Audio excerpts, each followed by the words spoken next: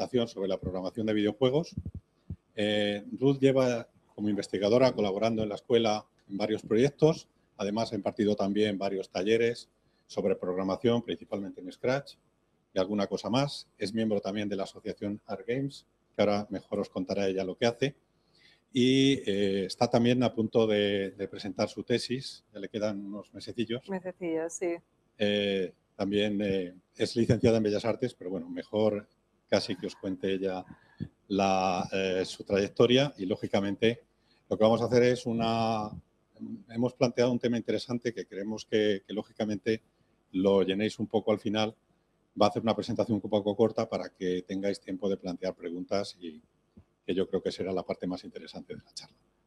Cuando quiera, Ruth. Vale, bueno, soy Ruth García, como ha dicho, vengo de las Bellas Artes, aunque bueno, pertenezco a una asociación que se llama Art Games, no sé si alguno lo conocéis, que es a nivel estatal, aunque ahora mismo también nos hemos expandido hacia México, que está dedicada a la investigación en videojuegos. Yo estoy terminando el doctorado también en videojuegos, lo que pasa que desde el ámbito de las Bellas Artes, y a partir de ahí, pues como ha dicho Juanjo, pues me he expandido a más campos y hemos hecho talleres y más cosas aquí con la Politécnica, como veréis en la charla. Me gustaría, no sé si va a ser posible, que podéis hablar, podemos hacer un diálogo mientras que vamos hablando, que no tienen por qué solo ser las preguntas al final. Si tenéis la necesidad de hacer un apunte o algo, no os cortéis, ¿vale? Que no sea solo yo os suelto y que es mucho más fría. A ver si podemos intentar hacer un diálogo si veis que es interesante. Yo me lo he planteado, no os voy a dar una clase de programación, para algo tenéis aquí asignaturas en las que lo vais a hacer. Lo que nos lo hemos planteado, que creíamos que podía ser más interesante, es un poco la programación de videojuegos desde el ámbito de la industria, cómo se produce un videojuego, es decir, qué papel tiene la programación dentro de la producción del videojuego y las salidas laborales que hay ahora mismo en España. Es así lo que nos lo hemos planteado. Bueno, lo primero os voy a explicar un poco el medio del videojuego. Todo el mundo sabe lo que es un videojuego, ¿no? No hace falta que expliquemos qué es, ¿no? Os reís todo el mundo por ahí, pero ¿sabéis qué es un videojuego? ¿Alguno se atreve a decírmelo? No os riáis porque yo he estado en congresos últimamente que dicen que es una aplicación. Un videojuego no es una aplicación. Un videojuego es un juego que se ejecuta como un software, vamos a entendernos así, en una plataforma y tiene que estar mediado por una pantalla. Pero al fin y al cabo es un juego, ¿vale? Que quede bien claro. Os voy a dar algunos datos de cómo está el sector y el medio. En España, la penetración del uso de los videojuegos está ahora mismo, pues como veis, como en un 20%. No se ve muy bien, pero este es España, Alemania, Francia y Reino Unido, para que os hagáis de los países más grandes que hay. En Francia es el país que más potente tiene la industria en Europa, aunque los grandes premios se dan en el Reino Unido. En España ahora mismo ya veis cómo está por el formato físico online y en las apps, pero cada vez tiene mayor crecimiento. El dato que todo el mundo sabe y que todo el mundo conoce ahora mismo en España y en todo el mundo, factura más la industria de los videojuegos que la industria del cine y la música juntos. Sin contar todo lo que es el dinero que se mueve con los sport y derivados, ¿vale? Simplemente lo que es industria tiene ahora mismo más volumen de negocio. Aunque hasta hace poco no ha sido considerado como cultura y no ha estado incluido dentro de lo que son ámbitos de que podéis pedir subvenciones para crear proyectos y cosas por el estilo que hablaremos un poquito después. Ay, vale. Ahora, a ver, sí. Bueno, en la actualidad se puede hablar que desde partir de 2011 estaríamos en lo que se denomina la octava generación de videojuegos, que se incluiría, como podéis ver, lo que son móviles y tabletas con esos tres grandes programas, los ordenadores, ahora el Steam, todo el mundo, ¿jugáis aquí todos a videojuegos? ¿Tenéis todos estos conocimientos? No os tengo que explicar qué es el Steam ni nada por el estilo.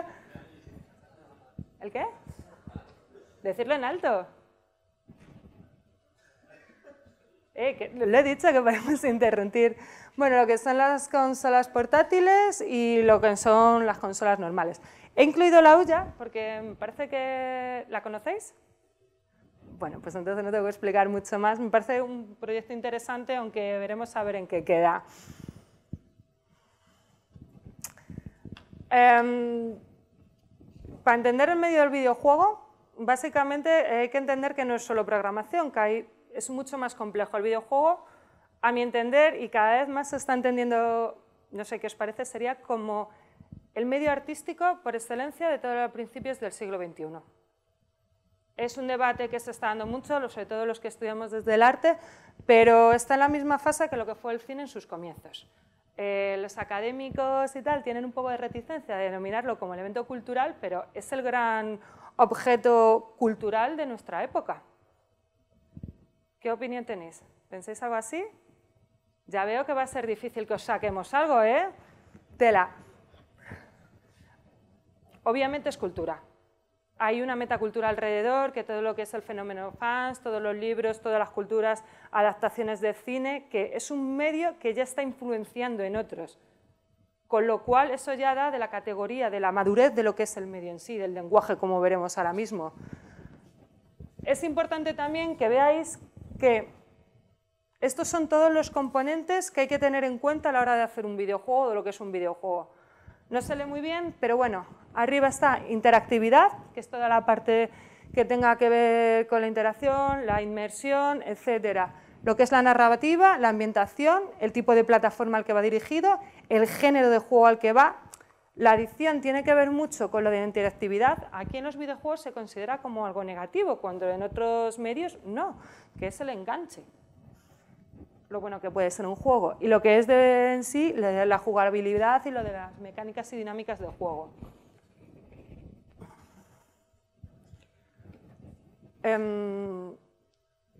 Me gustaría por lo menos dejar claro que un lenguaje del videojuego, más allá de todo el código que hay que picar, tiene tres grandes apartados, que son, bueno, este modelo se llama modelo de mecánica dinámica estética, que son las mecánicas, las dinámicas y la estética, que son como las tres grandes capas que tiene un videojuego. Como pongo ahí, las mecánicas, las reglas, conceptos que formalmente especifican y definen al juego software, el comportamiento del juego y la respuesta emocional. Las mecánicas es qué tipo de juego es, que es al final las reglas, que dice qué tipo de software nos da. Es lo que se denomina en jerga más la estética procedural. ¿Habéis oído lo que...? ¿Lo procedural no suena a nada? A ver cómo lo explico. Es de un teórico que se llama Ian Bogost, que viene a decir que lo importante del juego está en el código, y este código viene derivado de las reglas de los juegos. Todo el mundo sabéis que cada juego tiene una regla, una mecánica de juego, cómo se juega, qué se puede hacer, qué no se puede hacer, qué elementos hay. Pues todo eso está imbrincado, y lo que vienen a decir es que el mensaje, el código, lo importante está en esa capa, que la capa de las dinámicas, que es la apariencia que tiene o la respuesta emocional en el juego, la respuesta que tiene el juego, es un poco secundario. Algunos abogamos que tiene que estar todo equilibrado, porque puede ser magnífico a nivel de software, estar todo perfectamente hecho y no decirte absolutamente nada del juego.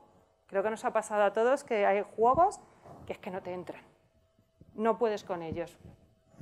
Pues esto es un poco así. Bueno, la industria, os voy a decir un poco cómo está la industria en este... Vale. Se veía mejor, pero bueno, se ve por aquí. Estos son los millones que se están vendiendo. Para que os hagáis una idea, es que no se ve. Aquí en el mío se ve bastante bien. Los juegos en total ahora mismo están cerca, aquí, los de arriba, de 30.000 millones al año. Y en el parte de abajo estamos hablando de 60.000. De 6.000 quiero decir. La dinámica es que vaya increciendo. El mercado global está en continuo aumento, continuo aumento, continuo aumento. Lo que pasa es que los juegos físicos sí que es cierto que tienden a estabilizarse y ser menguantes en comparación con los juegos digitales. En el último tiempo no lo hemos puesto aquí, pero ahora mismo donde está el boom es en los móviles y en las tabletas, sobre todo desde que Nintendo ha dicho que va a meterse en el mercado y va a inundar todos los móviles con Marios.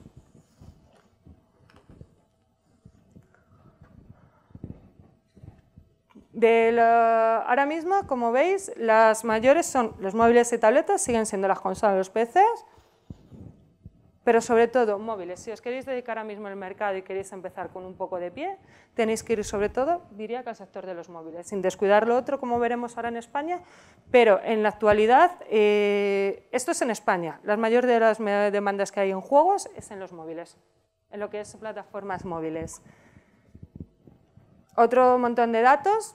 Ya veis que la previsión sigue siendo que se aumente el número de facturación. Es la industria más potente. Por eso os digo que es la industria ociocultural más potente. Y ahora en España y en Europa, cuando surja el boom que se está empezando a dar de los eSport, va a ser el bombazo.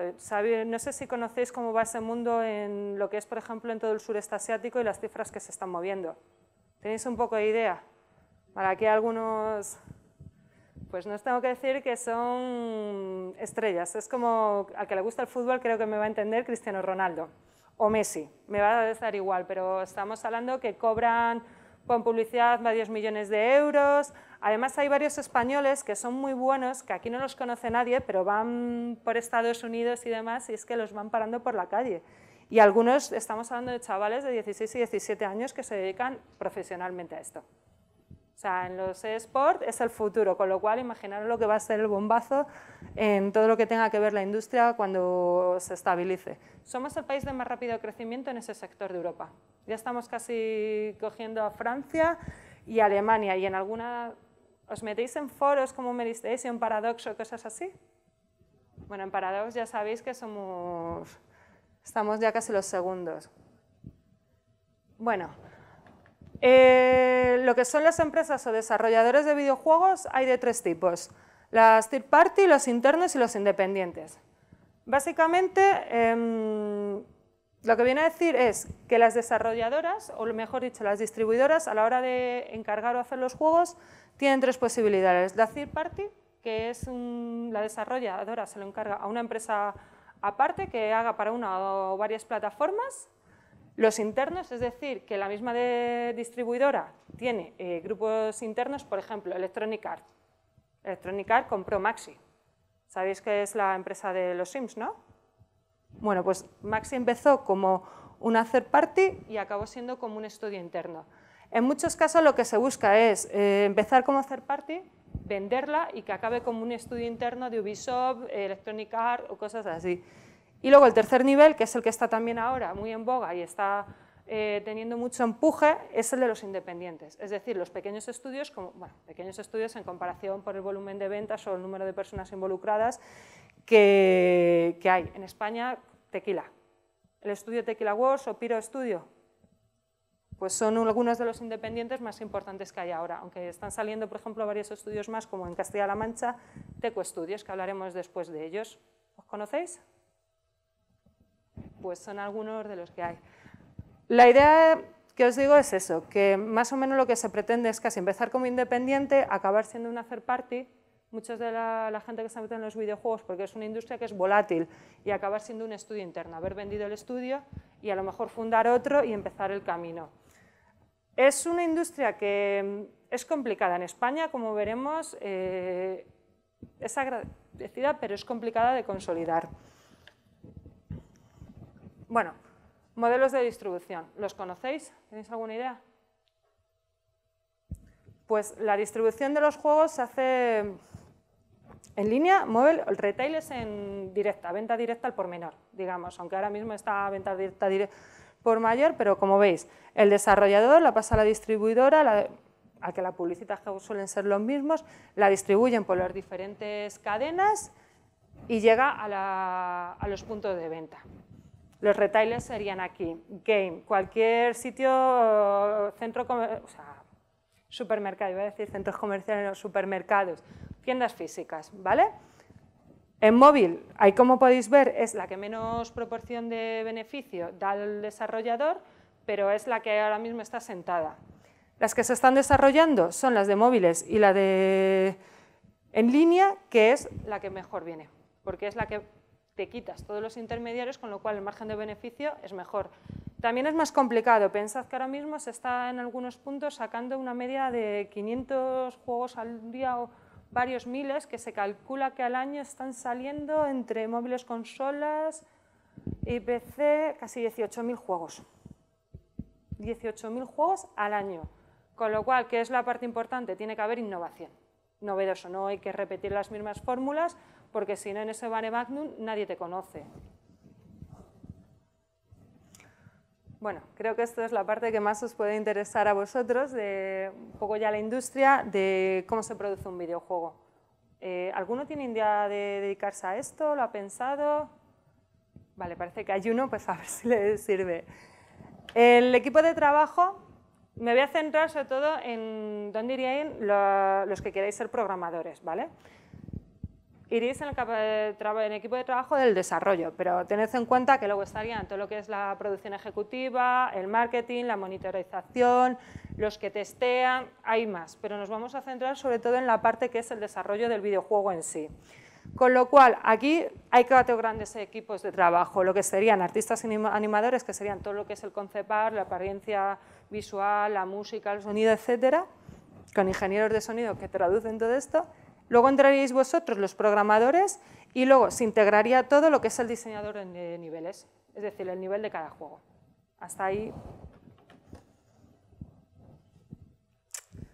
Una producción de un videojuego tiene a grandes rasgos 3 fases de desarrollo. Bueno, el inicio, obviamente, de la idea, la concepción, producción, que ahí entraríamos en lanzamiento, y lo que es el apartado de postproducción.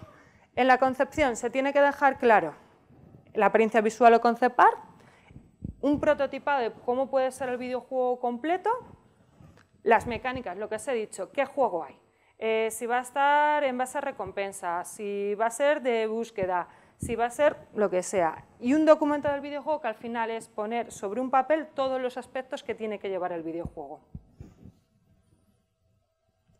En producción, ¿qué es donde estarían los programadores? Bueno, los colores para la próxima vez aquí se ven claros, pero bueno, iría primero todo el aparato de diseño, ese diseño se haría la programación para luego implementarla en conjunto y se testearía, que se llama testeo QA, depende de los sitios, que todo funcione, no haya bugs, y hay varios niveles, está el testeo A, el beta y el alfa. ¿Eso lo sabéis? Vale. Si no lo quieres explicarte un poco más, no hace falta. ¿Queréis saber lo que es el testeo al alfa y el beta?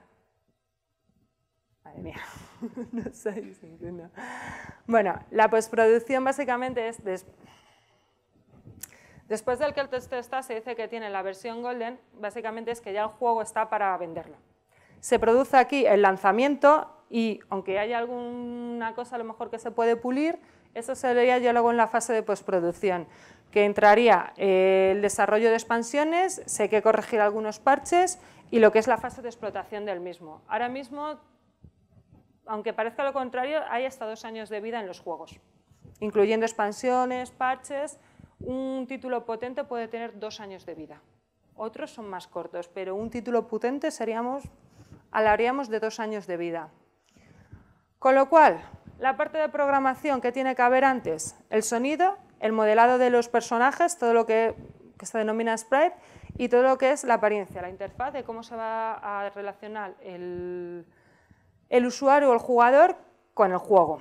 Todo eso dependerá de vosotros. Con lo cual, a la hora de trabajar, hay 2 formas de enfocar los proyectos. ¿Habéis trabajado con metodologías? Yo me dedico a preguntaros, no sé que no me vais a contestar, pero bueno. ¿Habéis trabajado en equipos? ¿Sabéis cómo se trabaja? Nada, ¿no? Aún no habéis llegado. Vale. Sobre todo cuando se trabaja en equipo, en los videojuegos hay 2 formas de abordar un proyecto. Las deterministas, que os voy a explicar simplemente para que veáis 2 ejemplos, la de cascada, o las ágiles, que os voy a explicar el Scrum. Las deterministas básicamente es planificar todo desde el principio y no te puedes salir de ahí. Desde los puntos más pequeños hasta los puntos más grandes, microoptimización a macrooptimización, todo está hecho. Y las personas se dice que son prescindibles porque realmente es un engranaje y si tú no sirves pasan al siguiente. ¿Sabes? Está totalmente dirigido lo que tienen que hacer, con lo cual si tú no lo haces te ponen a otro. Es como muy dirigido, todo teniendo en cuenta desde el principio al final está todo muy hecho. Es lo que suelen tener las grandes empresas y se basa en primero se tienen los requisitos de lo que va a ser el proyecto. Luego, hasta que no estén totalmente los requisitos, no se pasa al siguiente nivel, que es el diseño del producto. Luego se implementa, se verifica y se mantiene. Acordaros esto. Todas estas fases. ¿Ves? Pues producción, aquí sería la conceptualización, todo lo que es la producción, la postproducción. ¿Vale? Es una de las formas de entenderlo. Partes buenas. Todo el mundo sabe lo que tiene que hacer, se administra bastante bien el equipo, sobre todo para grandes es muy bueno. Y si vas a crear secuelas, lo tienes todo el trabajo hecho. ¿Qué es la parte mala? Como te salgas de 1 milímetro de lo que llevas planificado, se va al carajo el proyecto. Es muy difícil asumir algún contratiempo, es más complicado. Mucha gente también se queja de que si no está muy clara lo que hay que hacer, se emborrona todo, porque no permite traspasar de una parte del proyecto a otra hasta que no está totalmente globalizado, con lo cual hay veces que hay muchos encallamientos porque no se entienden las dos partes, los dos departamentos, como lo queramos denominar.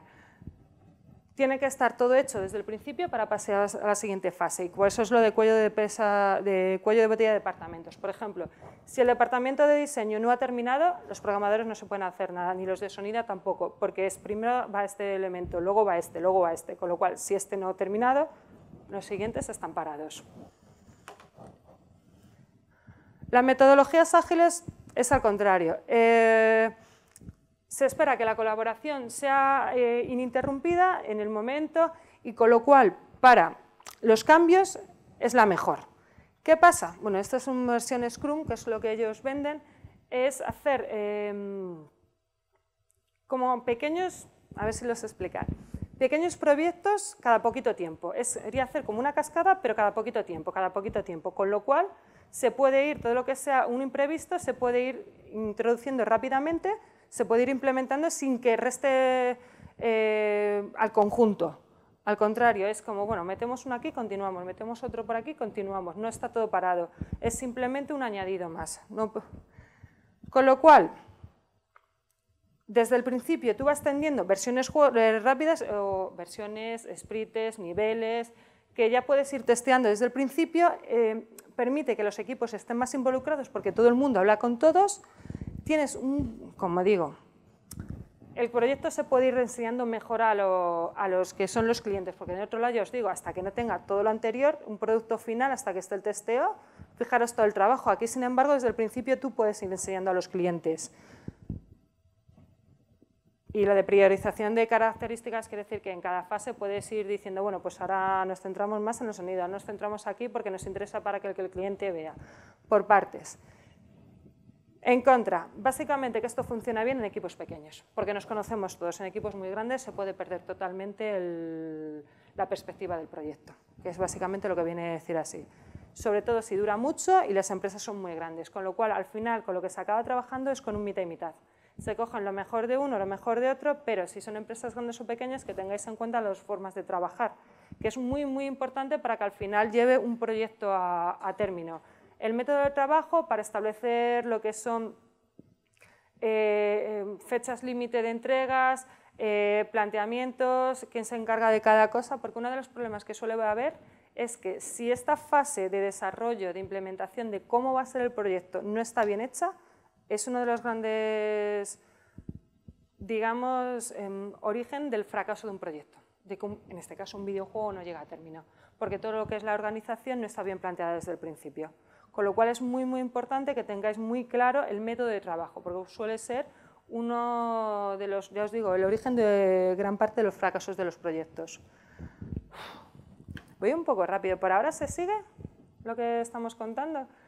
Es que, como tengo tantas cosas que contar... Bueno, ahora lo que os quiero contar un poco es la arquitectura de un videojuego, lo que es ya la parte que a vosotros, digamos, si sois programadores os interesa, es en la parte que vais a tener que estar. Os voy a contar un poco como aquí las áreas tecnológicas que se necesitan, herramientas, programas para que lo hagáis y lenguajes son necesarios. Y luego ya, como os he dicho, un poco ver el sector cómo está en España y qué posibilidades hay de futuro.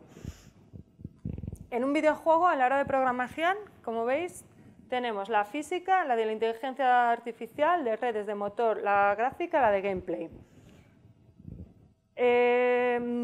A menos que seáis en un estudio independiente y pocos, normalmente hay grandes departamentos y cada uno de estos tipos suele ser un departamento.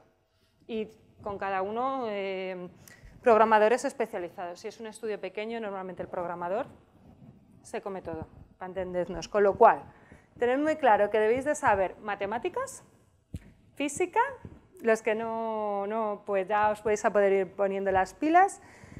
Y luego, como aquí en los de motor, algoritmia, más específicos. Pero vamos, matemáticas, álgebra, geometría, física dinámica, lo tenéis que llevar al día. ¿Las matemáticas bien? ¿O se basa todo en matemáticas? Son modelos de matemáticos y esto lo tenéis que saber. Obviamente tenéis que saber lenguajes de programación, las APIs gráficas, los scripts, etcétera. Eso lo tenéis que saber. Pero bueno, eso para algo estáis estudiando y deberíais. Las principales herramientas que vais a trabajar, aparte de los lenguajes y demás, son, tenéis que saber de bibliotecas, editores, los entornos de desarrollo y motores. Conocéis más o menos todo esto, ¿no? ¿Habéis trabajado ya con ella? ¿Aquí hay alguno que se está viendo? ¿Conocéis todo? Bueno, pues a la hora de programar y programar videojuegos, sobre todo tenéis que conocer este tipo de herramientas. Necesitáis saber lo que son las bibliotecas, editores, los entornos y los motores, que es lo que vamos a hablar ahora un poco. Casi toda la programación que se hace en videojuegos se hace a partir de lo que se denomina programación orientada a objetos. Es un tipo de programación, no vamos a entrar mucho, pero el ejemplo que os pongo, que es clase zombie, que es la representación lógica, es decir, cada elemento se entiende que es un objeto, que es un tipo de clase y a partir de ciertas relaciones se establece todo lo que es la programación, no es lineal. Otra cosa que sí que también deberéis, va a ser una pregunta idiota, pero ¿conocéis el UML, lo que son los lenguajes unificados de modelado? Pues a la hora de hacer un proyecto ya os podéis aprovechar esto. Un lenguaje unificado de modelado es el lenguaje que te permite, a ver, que lo tengo aquí mejor explicado porque siempre se me olvida, es hacer un diagrama del requerimiento, que se denomina así. Es decir, es modelar visualmente sobre el plano todas las partes que tiene o componentes que tiene el desarrollo. Esto sirve desde para la programación, como se está viendo aquí, para el videojuego, todo el proyecto encima. Es una forma de visualizar los conceptos, de que no se te olvide nada, de todas las partes que lleva el desarrollo del juego, del proyecto, lo que es. Es muy interesante. O sea, yo os recomiendo que si os vais a dedicarse a la informática, todo esto, entendáis muy bien un lenguaje de modelado, como el UML, es muy práctico. Porque de esta forma tú eres capaz de explicar a otros del mismo sector tus proyectos de forma gráfica y son de forma mucho más entendible a un primer vistazo. Es una forma muy rápida para que te entiendan lo que tú quieres hacer. ¿Vale? Por eso es muy importante que conozcáis este tipo de herramientas, porque de un vistazo se entiende lo que se quiere hacer. Y es fácil de trasladar una parte de un proyecto a otra porque visualmente ya se tiene todo compartimentado.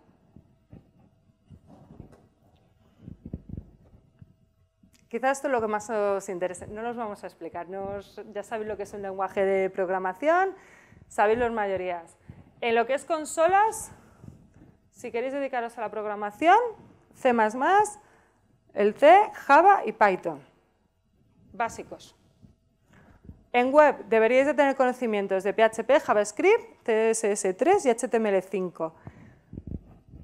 Y hay otros, que es el Flash y el Scratch, que son particulares. Yo el Scratch lo conozco, ¿sabéis cuál es el Scratch que está muy de moda? El MIT, sobre todo para educación y educación para niños o gente que está empezando, es fenomenal. Aquí, por ejemplo, en la universidad, que lo que ha dicho Juanjo, hemos hecho varios cursos y experimentos con gente a ver si es fácil que entiendan los principios de la programación y con Scratch se entiende. No sabes programar, a ver, también que lo están vendiendo de una forma, con Scratch no acabas sabiendo programando, que lo están vendiendo como un poco menos que va a ser la solución, pero sí que para introducir y que se entienda qué significa programar y qué elementos tiene, está muy bien. Y Flash tiene el problema de que se lo quieren cargar.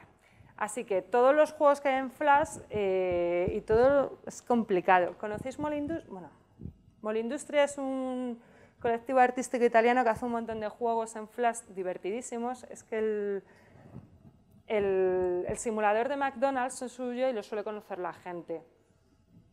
Y están a ver ahora cómo migran todos sus juegos cuando quiten Flash, porque en muchos sitios ya ni siquiera te dejan instalarte Flash. Os lo he puesto porque es uno de los también, para empezar, bastante asequible el Flash y quedan juegos bastante aparentes, pero se lo quieren cargar. Con lo cual, no sé yo si os diría que empezaréis por ahí. Ahora os voy a hablar de un montón de programas que podéis... Estos son herramientas que podéis hacer desde casa. Si os interesa aprender a programar videojuegos, tenéis herramientas desde gratis a pago asequible, por así decirlo, que os van a facilitar la vida. Programar videojuegos, tened en cuenta que vais a fracasar mucho. El fracaso no es algo malo. Quiere decir, si queréis aprender a hacer videojuegos, si queréis dedicaros a hacer videojuegos, utilizar cualquiera de estas herramientas que os digo y dedicaros a hacer una y otra y otra y otra vez juegos. Y si empezáis copiando, no está mal, por así decirlo, haceros vuestro propio Tetris, haceros vuestro propio Arkanoid, haceros vuestro propio juego para que veáis cómo funciona. Por ejemplo, el Scratch en esa parte es buena porque videojuegos como el Arkanoid se hacen en cero y nada, pero tú empiezas a ver y tener en cuenta cómo funciona cada personaje o cada sprite, qué elementos le tengo que poner, qué cosas tengo que tener en cuenta, qué de funcionamiento, etc. Con lo cual, fracasar, no pasa nada. O sea, no os va a salir el primer juego a la primera, si no sois unos genios, pero normalmente vais a fracasar mucho porque no os va a funcionar, porque da igual, insistid, y si fracasáis otra vez, seguid insistiendo, es la única forma de funcionar, o sea, la gente no llega y da el pelotazo, hay mucho trabajo detrás y mucha cosa que no ha funcionado, con lo cual no entendéis el fracaso como algo malo. Y lo que os digo, este tipo de herramientas lo podéis tener en casa y podéis trabajar. Ahora mismo, la más potente y la que está todo el mundo como loco por utilizar es el Unity. Porque permite hacer juegos en 2D, en 3D, sobre todo está para 3D y es lo que la mayoría de la gente quiere. Tiene la versión gratis que es funcional, no tiene todas las herramientas, pero sí que puedes sacar buenos juegos y luego tienes la licencia que dentro de lo que cabe para tener el juego, lo que es el editor completo, 280 a 1050 euros es asequible. También la parte buena es que es fácil de entender y es fácil de exportar. Para mí, si queréis empezar a nivel, digamos, semiprofesional, cogería el Unity, que es de los que mejor está. Otro de los que son muy, muy buenos, a ver, luego lo que son los motores, si quieres hacer el Unity y el Unreal, luego va por particularidades y gustos personales, ¿vale? No me entendéis que quiero dirigiros a uno, ¿no? Que sepáis lo que hay, a algunos nos gusta más el Unity, otros el Unreal, son dos de las que se suele dar en los estudios. ¿Sabes? Cuando hay un estudio reglado de que hagáis un posgrado, algo en videojuegos, se tocan sobre todo los dos, el Unreal y el Unity. Por eso lo he puesto los primeros. El Unreal es para juegos en 3D. Lo he puesto con trampa, se puede hacer juegos prácticamente sin picar código, pero hay cierta parte que siempre vais a tener que saber programar y lo tenéis que hacer, porque hay ciertas funcionalidades que si no nos van a salir. Con lo cual, entended esto de lo de picar código, que es una moneda de dos caras. Está muy bien para gente que no tiene tanto conocimiento, sobre todo al principio, pero que entendéis que un videojuego, si no metéis código, no va a ser funcional del todo, ¿vale?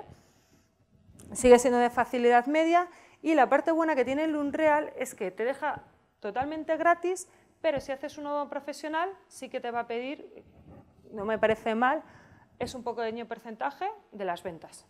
Con lo cual el negocio no está mal. Si tú lo quieres para tu casa para no hacer nada, lo tienes gratis completo. Pero si ya lo vendes, pues tienes un pequeño retorno.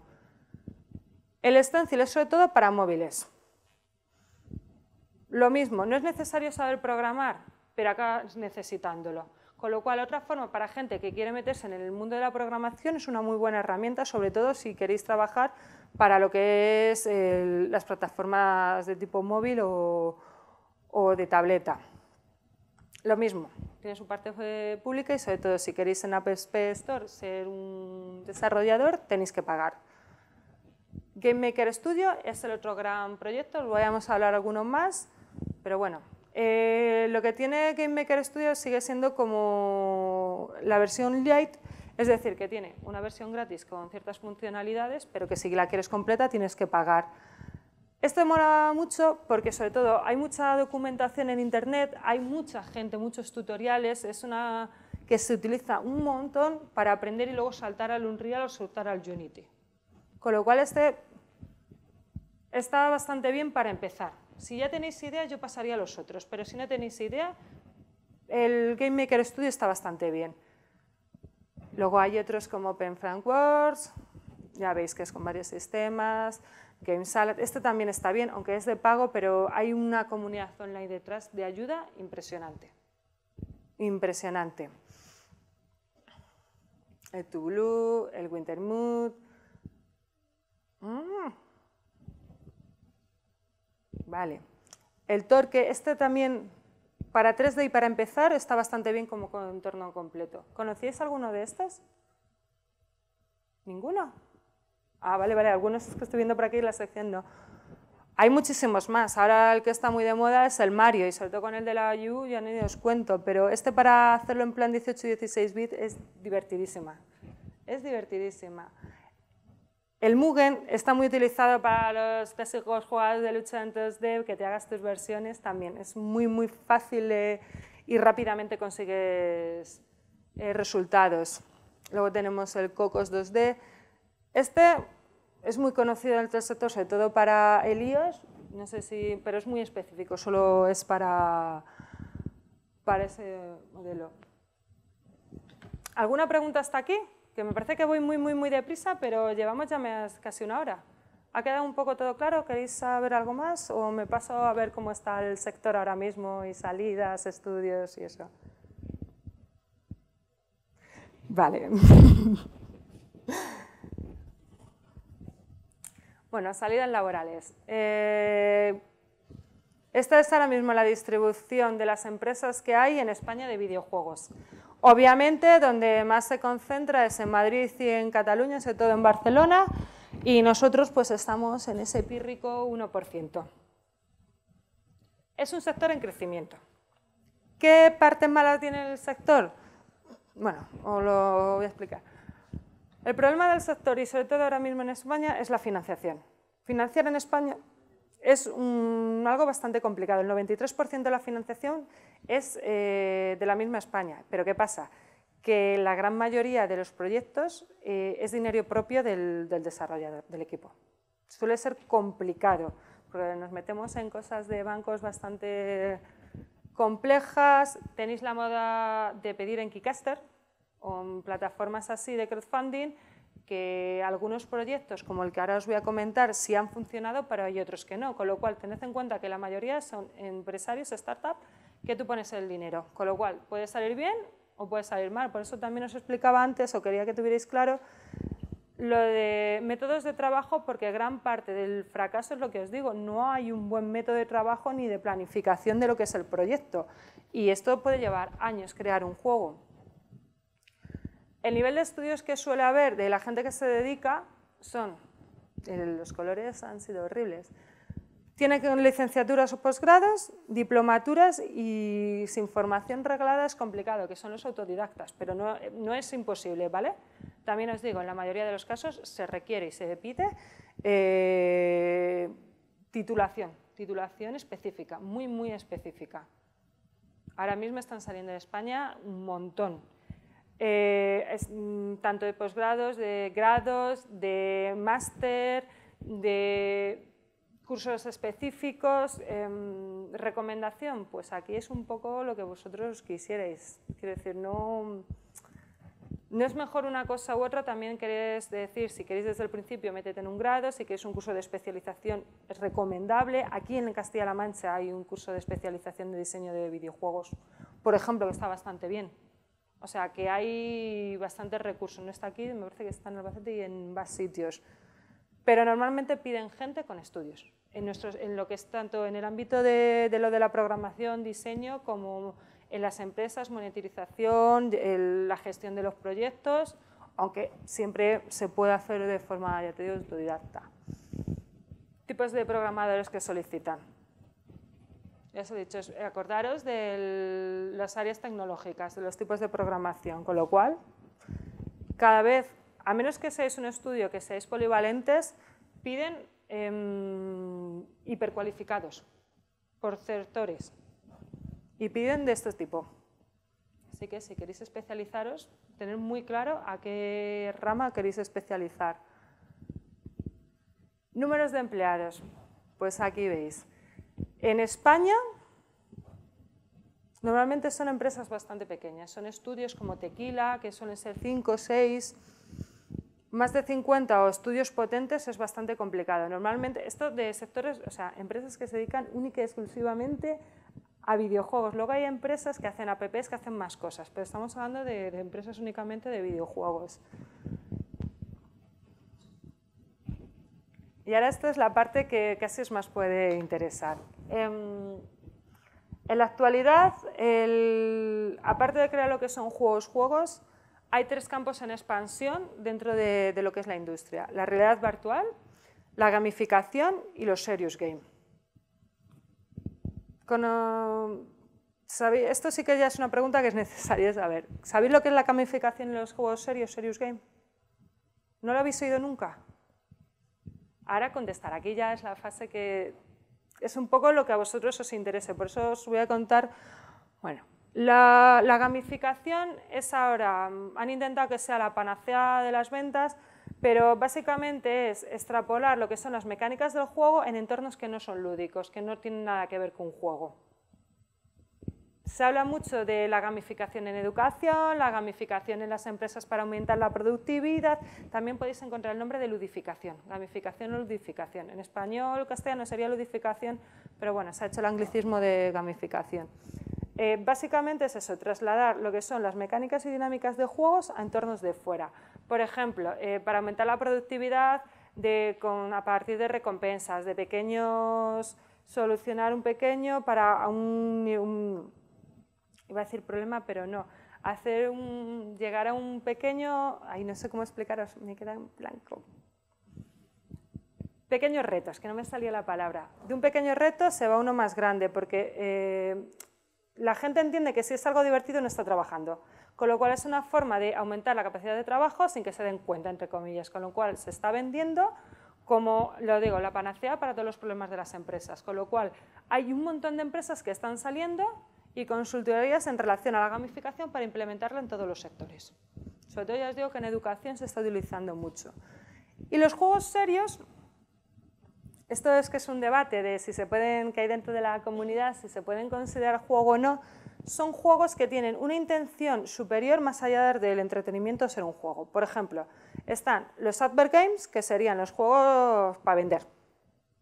Ya habéis visto que hay algunos pequeños juegos que sí de empresas como estoy diciendo al limón Coca-Cola o empresas de bebida, que son realmente anuncios con forma de juego. Con lo cual, por eso os digo que si no, como tiene algo más que diversión por diversión, hay un pequeño debate sobre si se puede entender como juego del todo o no. Estaríamos, por ejemplo, hablando de los juegos educativos. Me dicen que me mueva, que si no salgo. Los juegos educativos, que es lo mismo, lo de lo que os digo de la gamificación. Se está intentando vender también que meter juegos en educación porque sí, es la gran panacea para la educación. Sí y no, es una herramienta muy potente. En mi asociación trabajamos mucho con ella y sí, bien utilizada, sí puede ser un buen complemento, pero intentar basar la educación a base de juegos no es del todo el camino. Y son las 2 grandes tendencias de los juegos serios, por así decirlo, aunque luego están, por lo que digo, juegos serios que se están utilizando como método de gamificación para la empresa conseguir objetivos, etcétera, etcétera. Es una rama importante. Se está consolidando, como veis, la gamificación en los juegos serios como tendencia a trabajar y sobre todo va a aumentar el de la realidad virtual, que es el futuro en el ámbito de los juegos, Oculus Rift y todo lo que tenga que ver. Se va a intentar que sea la tecnología de los próximos años. Bueno, Esto, si queréis más datos, los libros blancos del desarrollo, el blog Kama Sutra os lo recomiendo, el de Up Top Down tenéis muchísimos más. Ahí podéis encontrar un montón de programas para hacer videojuegos, de dónde está lo del modelo de mecánica dinámica y bueno, los programas respectivos. ¿Alguna pregunta?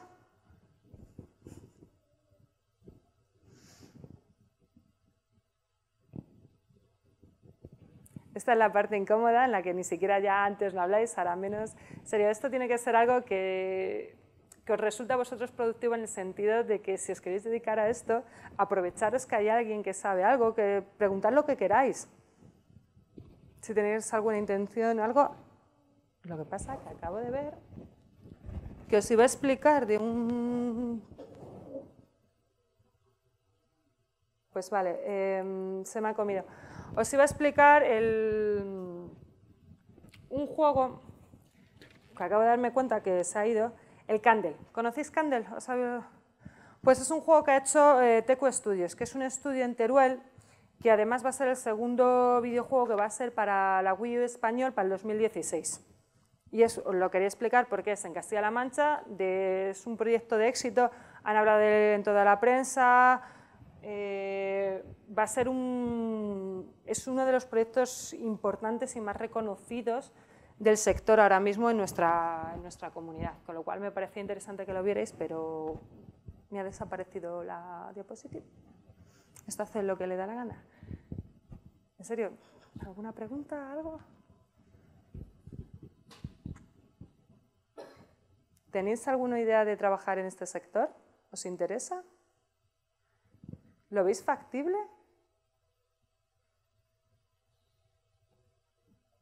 ¿Queréis saber qué estudios necesitáis o algo? No sé.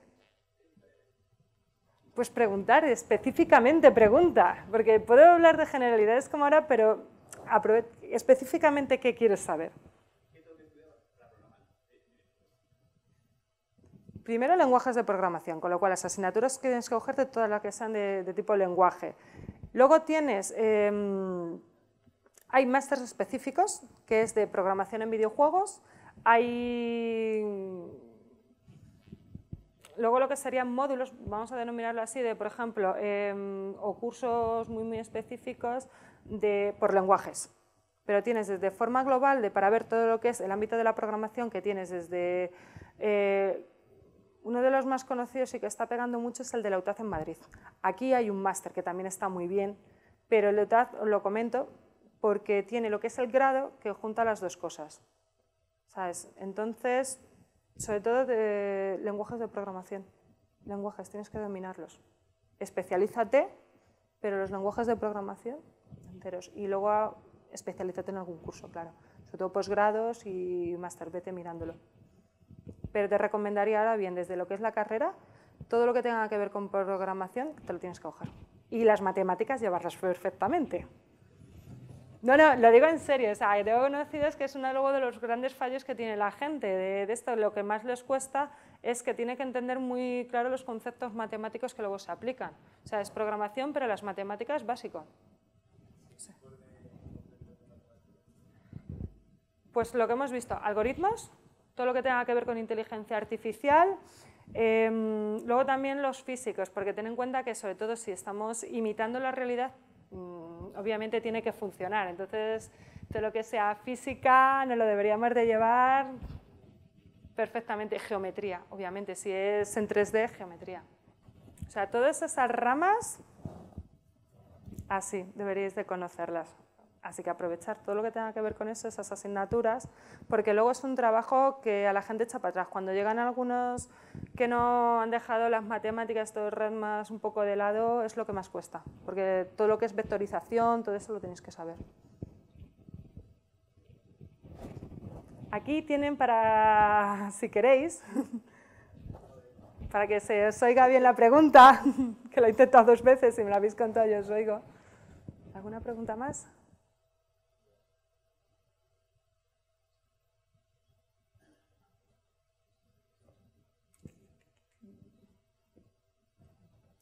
¿Ninguna duda? ¿Está todo bien explicado?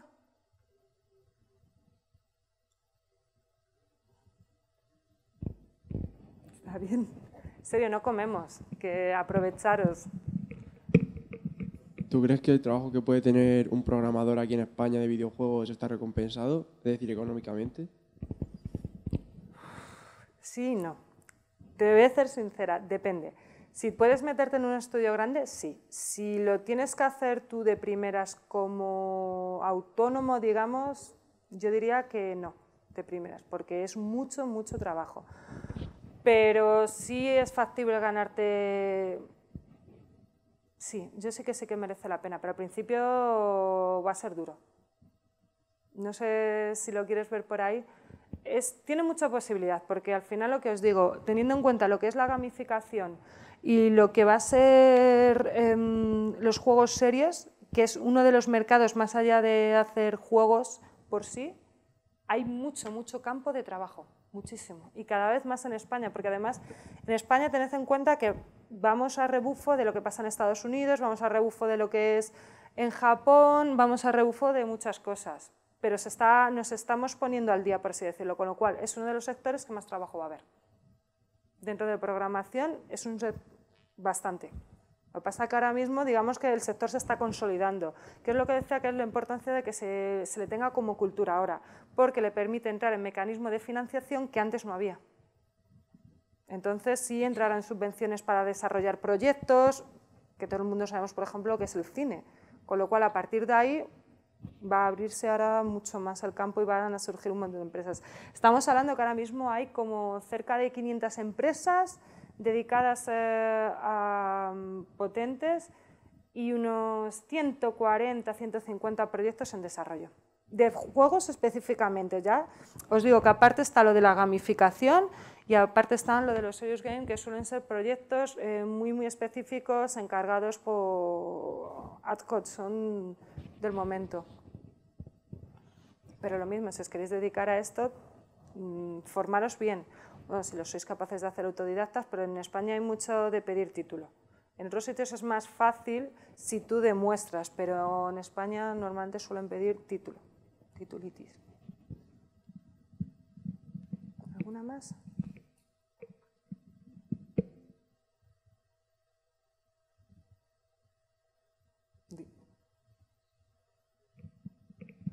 Respecto a lo que decías de ganarte por así el puesto, en la comunidad de PC, o sea, el rollo de hacer mods y cosas de esas, ¿hay posibilidad de entrar, que te contrate alguna empresa? Sí, sí hay posibilidades. Mira, os lo voy a hablar desde el ámbito gráfico porque yo conozco más amigos que son todoterrenos, pero muchos de ellos, por ejemplo, hay un amiguete que se ha dedicado por vicio a hacer pixel art, dibujo, o sea, arte con los gráficos de los 70 a los 80. Ha visto su portafolio online, o sea, lo podéis ver todo el mundo, Pixel Hulks, y le han contratado para un videojuego potente. O sea, sí que hay formas. O sea, es una forma, estar en foros, ir publicando tus demos, es una forma de, aparte de tú mismo bregarte en esto y ir mejorando, lo podéis entender como un portafolio online para que os vean. Y sí es una forma de entrar, porque no es... olvidaros un poco de llego, te dejo mi currículum y quiero trabajar. No, tienes que llevar proyectos hechos. Por eso os he dicho que si os queréis dedicar a esto, a hacer juegos, y algunos saldrán horrorosos, otros saldrán mejores, pero eso te da un bagaje que es lo que buscan las empresas. Es un bagaje. Entonces siempre tener juegos e ir publicándolos. Además lo bueno de en foros y esto es el feedback que vas con otra gente y te pueden decir, mira, esto no funciona, esto funciona, y es una forma de mejorar. Con lo cual, yo sí que seguiría mucho por ahí porque sí que se está consiguiendo trabajo, muchísimo. Muchas empresas, es una forma de fácil y accesible de hacer una criba de posibles candidatos. Así que trabajar por ahí y sacar proyectos, porque sí que se está consiguiendo. Es que este que os he contado de parte gráfica es porque ha ocurrido hace poco, entonces es como estamos todo el mundo de felicidades y esas cosas. Así que sí que se consigue.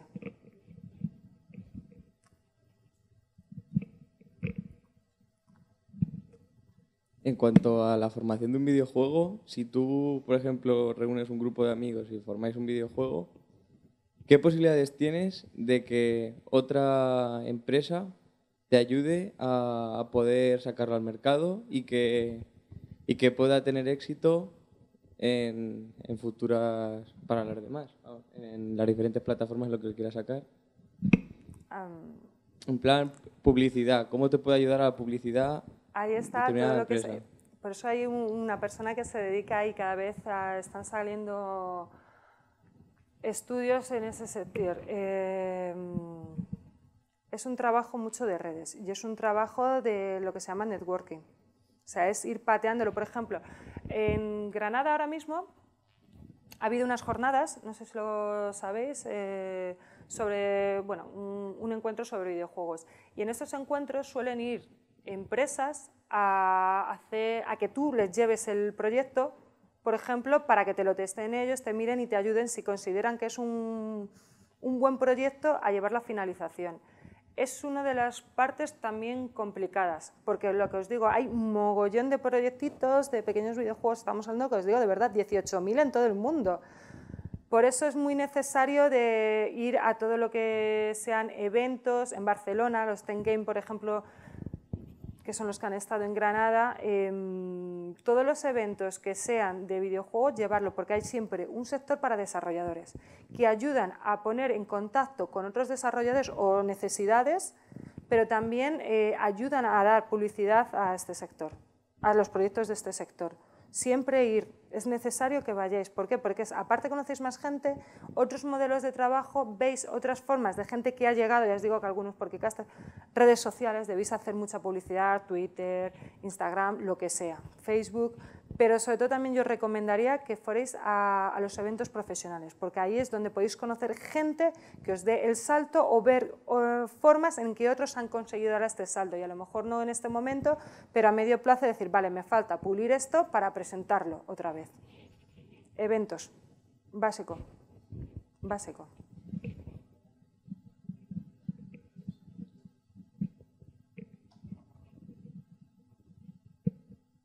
¿Alguna preguntilla más? ¿Algo más? ¿Alguna duda? Una cosa con lo de los grupos de amigos, muy en cuenta de la profesionalización. Quiero decir que lo de amigos muy bien, pero suele ser uno de los grandes ejemplos de por qué un trabajo no se lleva. O sea, si vais a hacerlo entre amigos, tenerlo muy, muy, muy claro, ¿eh? No, pero es que lo digo por experiencia personal, de con cosas que hemos oído empezar y ahí siguen, por los siglos de los siglos, por eso te lo digo de cuidado. De los amigos fenomenal porque trabajas muy bien con ellos, pero tener todo muy claro del objetivo, si no, se pierde. Lo decía simplemente por eso.